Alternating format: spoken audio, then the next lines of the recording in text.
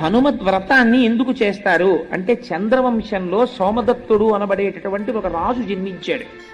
ఆయనకి రాజ్య భ్రష్టత్వము వచ్చింది. రాజ్యమును ఆయన యొక్క శత్రువులు యుద్ధంలో ఓడించి తీసుకుపోయారు. ఆయన రాజ్య భ్రష్టత్వము వచ్చి వెళ్ళిపోయాడు. ఆ కాలములో అప్పటికప్పుడు విజయము కలగాలంటే ఏ వ్రతము చెయ్యాలి అన్నారు. పంపాతీరమునందు కూర్చుని మార్గశిర శుద్ధ త్రయోదశి నాడు చేసేటటువంటి వ్రతం అనుకోకుండా తిథి వచ్చింది. ఇప్పటికిప్పుడు నీకు విజయాన్ని ఇవ్వగలిగినటువంటి వ్రతం ఆ వ్రతం. మరి ఎలా ఇప్పుడు పంపాతీరానికి వెళ్ళడం అంటే నీకేం భయం లేదయా, నువ్వు ఇక్కడే కూర్చుని ఉండు, నీకు కలశలోకి పంపాతీరమును ఆవాహన చేస్తాం అని ఆ రాజుతో వ్రతం చేయించారు. చేయిస్తే ఆయన పరమభక్తి శ్రద్ధలతో వ్రతాన్ని చేశారు. చెయ్యగానే హనుమ యొక్క అనుగ్రహం కలిగింది.